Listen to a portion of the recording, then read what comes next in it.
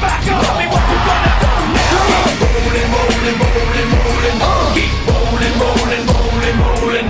Keep rolling, rolling, rolling, rolling. Keep. Hi, welcome to Denver Sports TV. I'm your host, Michelle Bundy, along with co-host Greg Rashid, The Real Sports Authority. who's wearing an Oakland Raiders hat.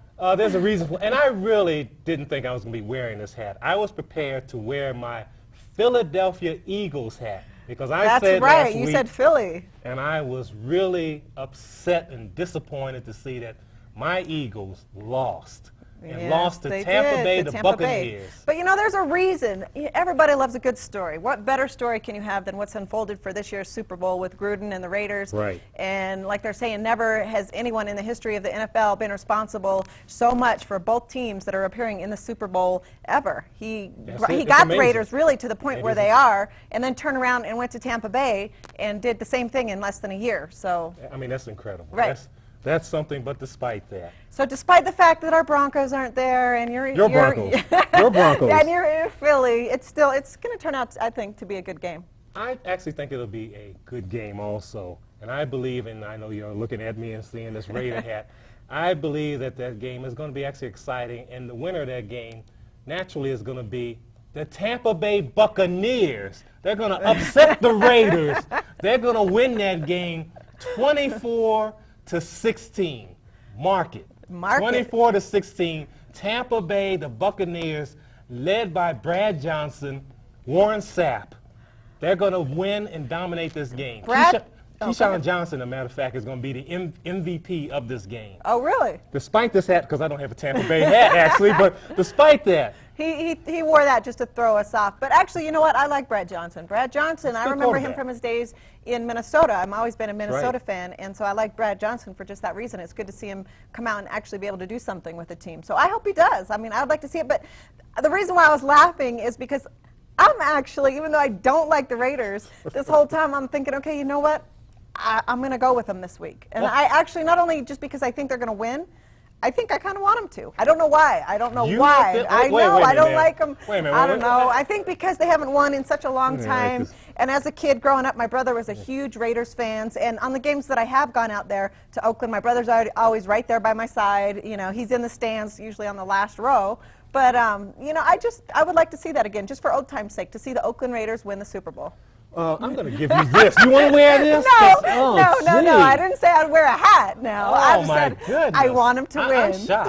I think I don't believe this. I know, but you know what? It's true. I really feel that way. I surprised myself. Did you hear that? I hear something falling at Dove Valley. Oh. We won't Something's tell going anybody. on at Dove Valley for Michelle to say that she is rooting for Oakland this I Sunday. know, and Something's not right here. as you hear everybody in the media, even everyone involved with the Broncos, as well as the new coach, Coyer, who they've just hired Right. as the defensive coordinator to replace Ray Rhodes, said they asked him about the Super Bowl, and he was like, well, you know, anybody but the Raiders. Everyone here in town is anybody but the Raiders.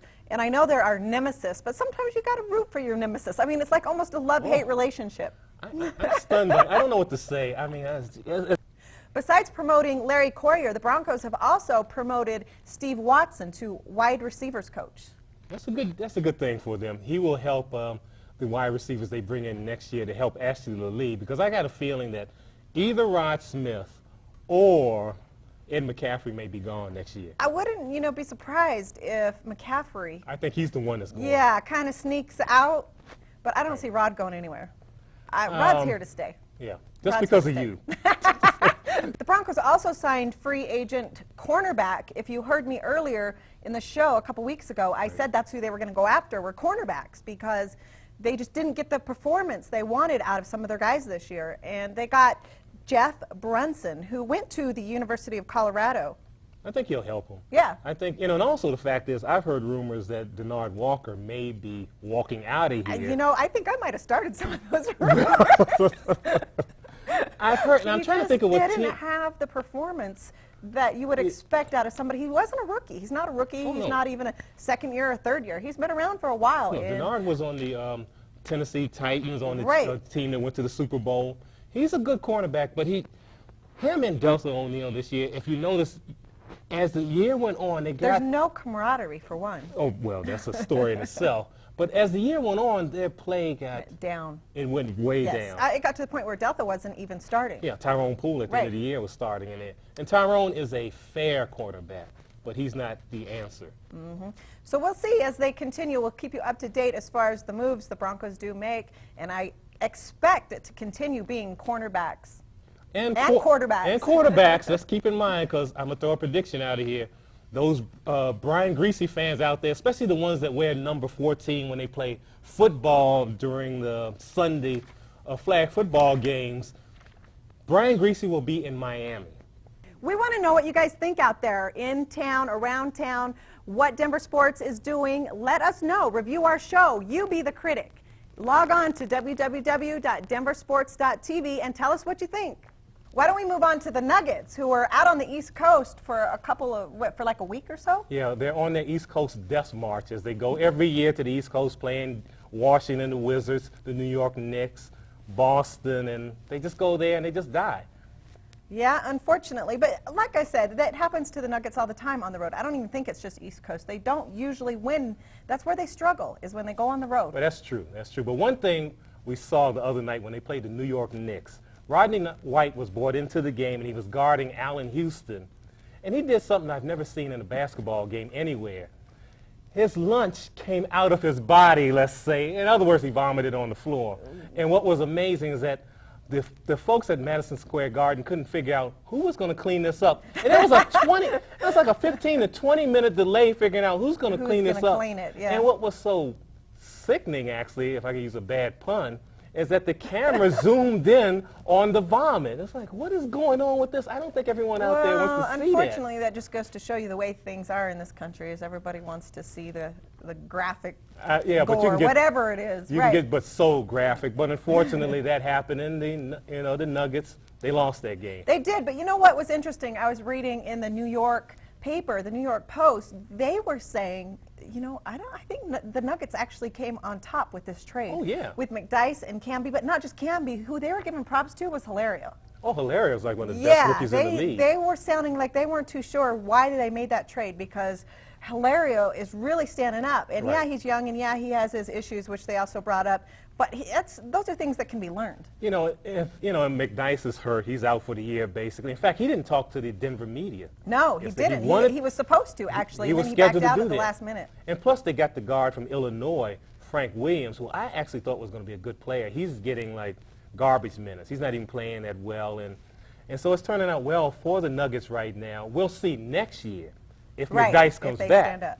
If that trade will work out, but right now it's looking good. No, I don't think it will. I think they're right. I think the Nuggets did get a good thing in Hilario and in Camby once he gets healed. I mean, even if he doesn't come back 100%, even a 80% Camby, I think, is better than a 80% McDyess. Well, the Nuggets will be in town next week, and we'll get you some footage of the players. Until then, though, why don't we move on to the Avs? Yes, I had the opportunity to be at the Avs game against the Dallas Stars, and let's show some footage, because this is a historic game with Patrick Roy playing, and it's a 1,000th game as a goalie. So let's roll the footage. I talked to Patrick Roy, also Derek Morris, your favorite player as far as defenseman, and also Marty Turco, who is the goalie for the Dallas Stars, and plus an old Avalanche player who's now with Dallas, Claude Lemieux. So let's roll that tape. Real quickly, what do you think about the penalty-killing team tonight? It seemed like it was playing with more intensity tonight. Yeah, those are big penalties. You kill off good penalties, and those are questionable calls. And as a penalty-killing unit, you get frustrated with them, you get mad, and you go out there and you want to do a job. And I think the guys did a good job. How does it feel the last two games playing Detroit and now Dallas, and how do you feel about the team right now?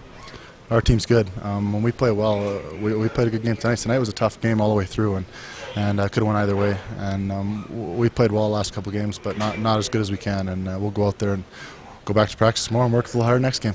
Well, it was a great night, to be honest with you. I mean, the way the Avalanche organized it, and having Rugi Vash on the ice with my family, and it was fun. And I think it was good timing to put a good performance on the ice, and it was a big game for us in the same time. I mean, Dallas is #1 team in the league and represent a great challenge for us. And I thought the guys respond pretty well. I mean, we could have a few breaks, but if we keep working that hard, I mean, it'll certainly turn our way eventually. And just play 1,000 mediocre games. He played 1,000 of the best hockey games any goaltender's ever played, and it was a treat. It was an honor for me tonight to be part of it. 1,000, you know, it's rare when you find yourself cheering the other goaltender, especially when you're getting ready to do head-to-head battle. But it was fun tonight. It's always going to go down in my memory as something I was a part of. But yeah, for 1,000 games, that's just.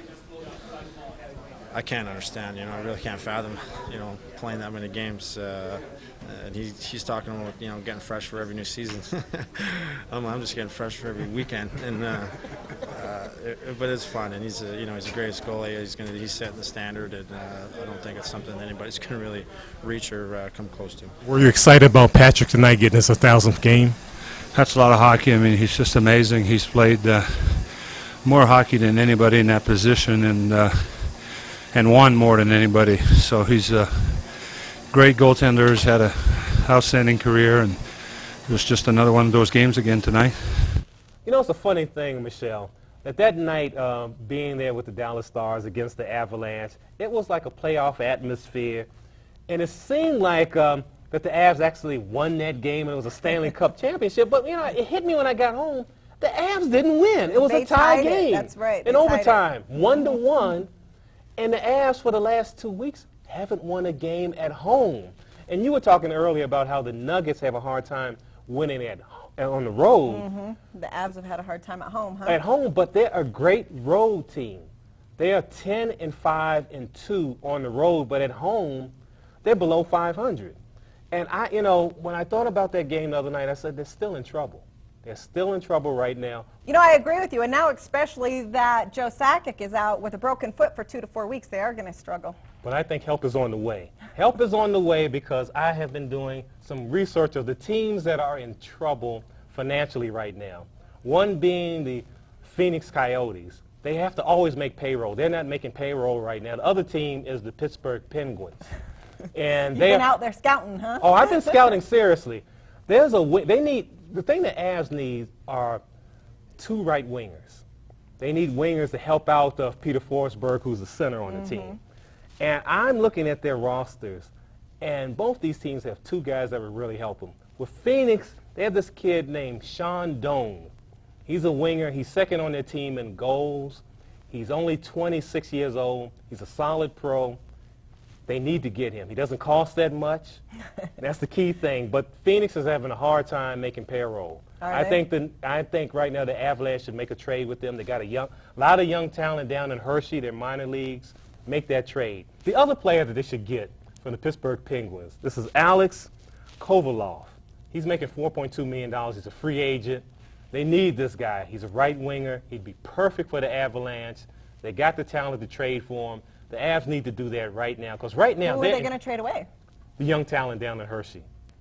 You know, a new sport in town, which is similar to hockey, is the Mammoth, the Colorado Mammoth, the professional lacrosse team. The first time I've ever seen a lacrosse game. You and I both. It was kind of crazy. We're sitting there, and at first we're like, okay, you know, we'll check this out. Right. And then we were kind of like everybody else. We're looking around, and you know, we get a little closer, and that's right. we're like, wow, this is interesting. And it's a lot like hockey, a little soccer. I picked up on soccer because I played soccer when I was a child, and I was like, this reminds me of soccer. It must be that they're running all around. But it was more exciting, if you ask me, than watching an Avalanche game. I have to say, frankly, because the next, you know, a couple of nights later, I did go to the Avs game, and I told some of the folks and you were there. bored? No, I said, frankly, to some of the folks there, some of the security folks, we were talking about both games. I said, frankly, that lacrosse game was exciting. It combines soccer, hockey, 30-second clock. Basketball, there's a lot of basketball rules. There's even football rules with the timing as far as 4 quarters that are 15 minutes. I mean, they just took a little of everything and kind of made the best game out of it, I think. And plus, they have the WWE wrestling because there are fights every other second. Yes, they are. We'll get to that footage here in just a second. But one thing that I thought was amazing was they had 16,606 people in the Pepsi Center. It was amazing. I don't see that many at the Nuggets, and it was almost as many as at the Avs. In fact, you remember the night before the Nuggets played Cleveland. They said there were, what, 12,000 right, there? No. I don't think there were 12,000 No. there. And it's kind of sad, actually, Michelle. The Nuggets have been here over 30 years. I know. We had this conversation when we were actually at the Mammoth because We're like, what is wrong with this pitcher? Why won't people come out and support the Nuggets like this? The basketball games are almost just as exciting because it always goes down to the wire. I mean, yeah, every now and then you'll have a blowout, but for the most part, the Nuggets games are exciting. And they work very hard. Right. But the fact is, you got a team that's been here less than a month. Are you kidding? This was their second game. Yeah, but less than a month as far as training and all, and it was just so exciting to see them. And plus, these are guys. You have to go to see it, though. That's the thing. It's And really hard to explain, and we're going to get into some of the rules here next week as far as explaining it to you, but you have to go and see it live. But and I'm putting a challenge out there to fans of sports out there. You know that the record for attendance as far as a lacrosse game is 19,000 Right. for a season. They had 16,000 other night. Now, I know at Avalanche games, the highest attendance is 18,007. I think if we beg Stan Kroenke to add some seats in standing room only, To the community, can we pass out some tickets to the community? we could get over 19,000 and set the record. That's true. Because you know what we were talking about the other night? The game before, the week before, they were playing Ottawa, an established team, and Ottawa drew. Their attendance was just a little over 3,000. 3,000. And lacrosse is big in Canada. It's I as big know. as hockey. That's basically where it got its start. That's right. You know, it started there, but to have 16,000 Yeah. at the Pepsi Center It's is amazing. You have to be there and see it. Why don't we go down and look at that footage from the Colorado Mammoth here at the Pepsi Center?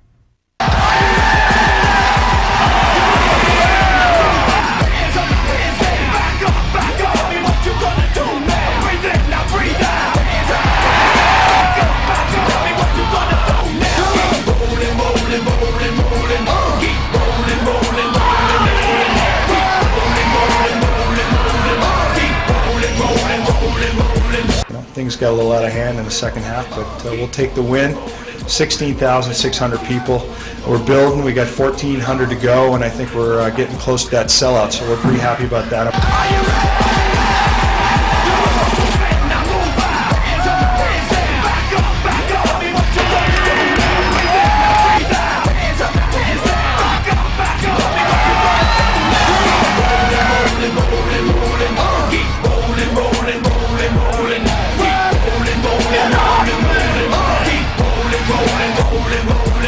Our defense is rock solid, and if our defense plays like that, we have a chance to win every game. We challenge the best defenses in the whole league. And one of the things that we got going tonight, this took us 3 games, is we got our transition game going, which is great.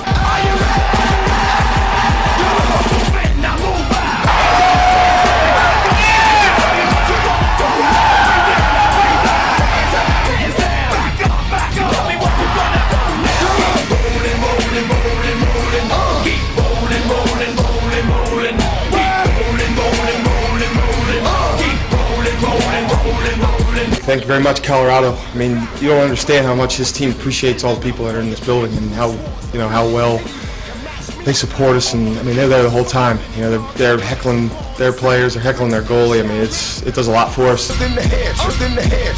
I told our offense, I said, I was rested the whole game except for that one period when we were manned out for 5 minutes because we took care of the ball and the defense was rested, and that's how we could play great defense.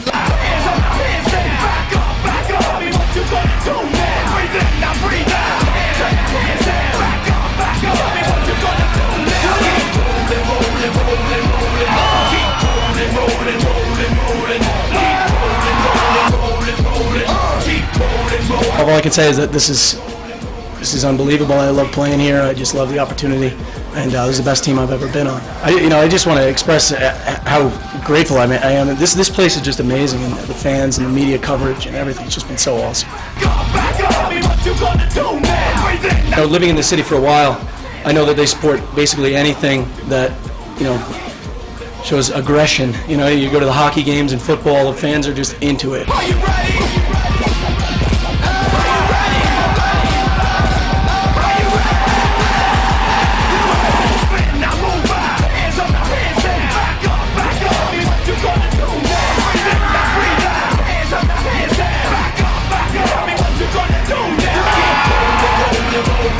I'd like to say thanks to the fans. It's great to be able to go out there and hear the fans, and we get a lot of adrenaline off them, especially on the defensive end.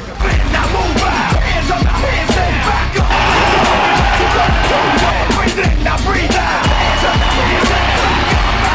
What you gonna do now? Keep rolling, rolling, rolling, rolling. Keep rolling, rolling, rolling, rolling. Keep rolling, rolling, rolling, rolling. Keep rolling, rolling, rolling, rolling. It's just getting no talking in that kid.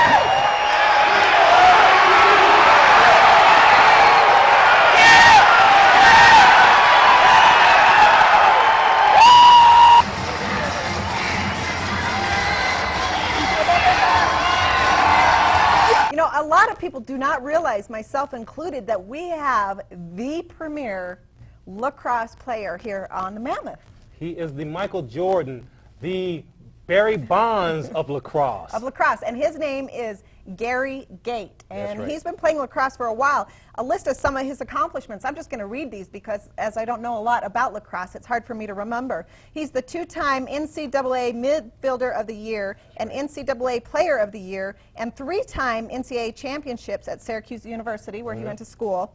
He's three-time All-World team at the World Championships. He's two-time MVP and three-time Canadian national champion. He's four-time U.S. Club Lacrosse Association Player of the Year. And this list just keeps going on and on. Two-time U.S. Club Lacrosse Association national champion. He was the #1 draft pick. He was Rookie of the Year. He's had every honor that could possibly be bestowed on him. I don't even really know who to kind of compare him to in this sport. He is the Michael Jordan, actually, you know, when I looked at the record... He has more, actually, than Michael Jordan No, actually, does. you know who he is? He reminds me of, when you look at the record books as far as the NHL hockey, Wayne Gretzky.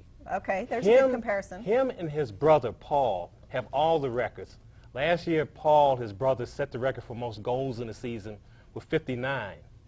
Right. Second on the list is Gary. They have all the records, everything. Right. Well, They're not goalies, but every other record they have. They have it. Well, you know, like I said, you guys need to get down there and see this game called lacrosse that most of us didn't ever even know existed before that. I mean, yeah, in the back of your mind, you remember hearing it and you kind of associated it with some sort of golf or something, you know, it was just a leisure get-together. And I should be ashamed because I'm from the East Coast and lacrosse is big in the D.C., Baltimore area, and that's where this team comes from.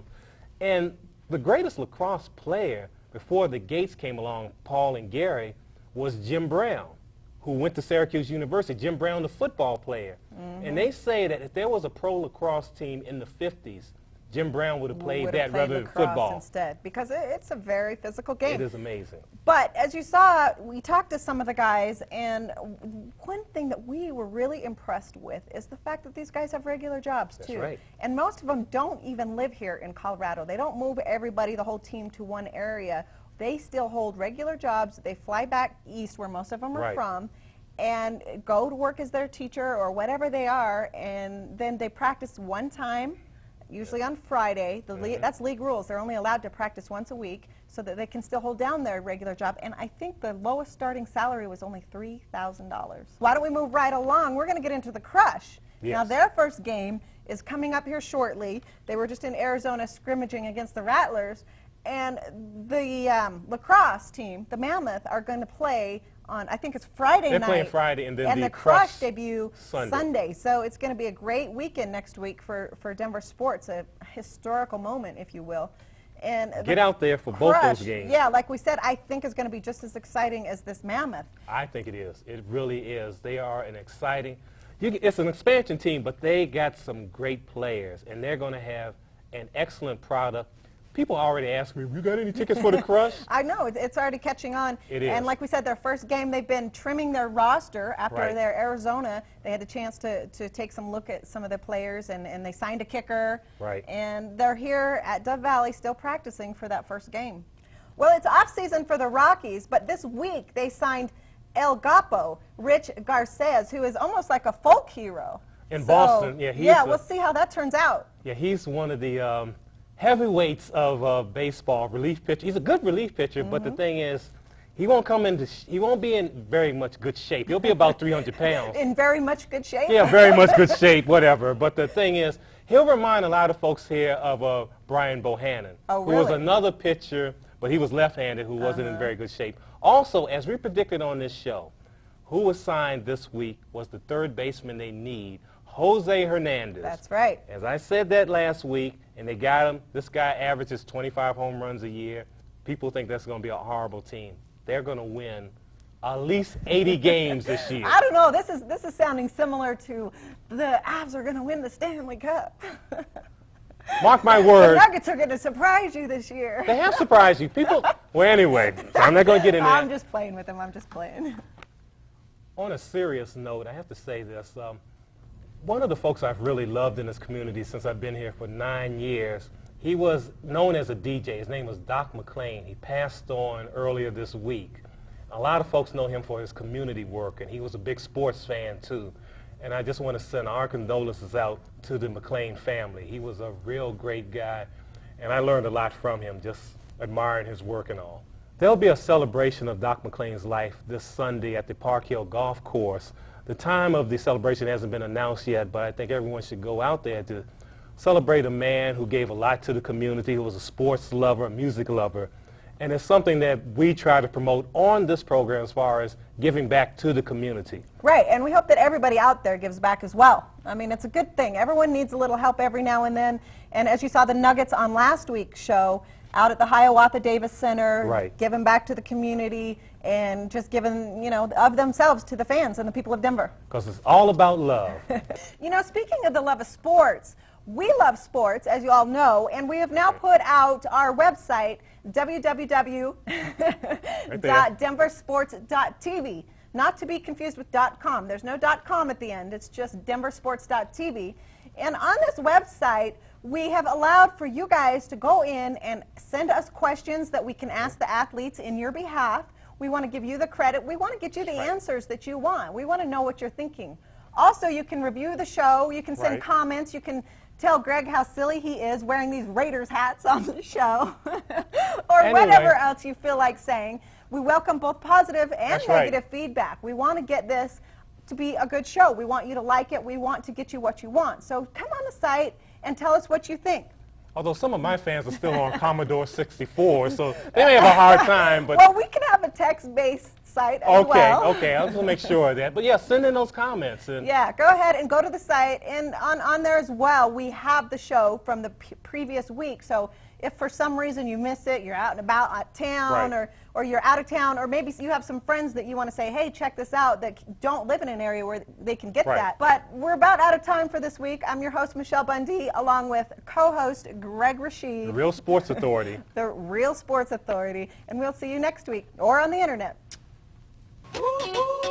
Holla back. Holla back, youngin'.